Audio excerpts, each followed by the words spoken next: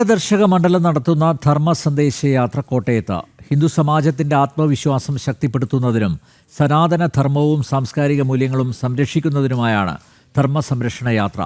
മാർഗദർശക മണ്ഡലം അധ്യക്ഷൻ സ്വാമി ചിദാനന്ദപുരിയുടെ നേതൃത്വത്തിൽ 100-ലധികം സന്യാസി വര്യന്മാർ നയിക്കുന്ന യാത്രയ്ക്ക് തിരുനക്കര മൈതാനത്ത് സ്വീകരണം നൽകി.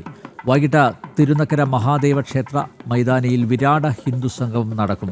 ചിന്മയ മിഷൻ, ശ്രീരാമകൃഷ്ണാശ്രമം, അമൃതാനന്ദമയി മഠം, ശിവഗിരി മഠം, തീർത്ഥപാദാശ്രമം, ശുഭാനന്ദാശ്രമം, ബ്രഹ്മകുമാരി സന്യാസി സഭ ആചാര്യന്മാർ, സത്യസായി മിഷൻ, മാർഗദർശക മണ്ഡലം ആചാര്യന്മാർ എന്നിവ സമ്മേളനത്തിൽ മാർഗദർശനം നൽകും. നമ്മൾ കാസർഗോഡ് ആരംഭിച്ചത് കാസർഗോഡല്ല, മംഗലാപുരത്തെ കുദ്രോളി ക്ഷേത്രത്തിലാണ്. എങ്കിലും കേരളത്തിൽ പ്രവേശിച്ചത് കാസർഗോഡാണ്. അവിടെ മുതൽ ഇതുവരെ അത്യന്തം ആവേശോജ്വലമായ ഒരു സ്വീകരണവും ആയിരക്കണക്കിന് ജനങ്ങൾ പങ്കെടുത്ത ജനപങ്കാളിത്തവുമാണ് കണ്ടിട്ടുള്ളത്. ധാർമ്മികമായ ജീവിതം, നമ്മുടെ നിത്യജീവിതത്തിലുള്ള ആചാരാനുഷ്ഠാനങ്ങൾ, ശാസ്ത്രബോധം ഇവയുണ്ടെങ്കിൽ നമ്മുടെ സമാജം ഒരു പ്രകാരവും ചൂഷണം ചെയ്യപ്പെടില്ല.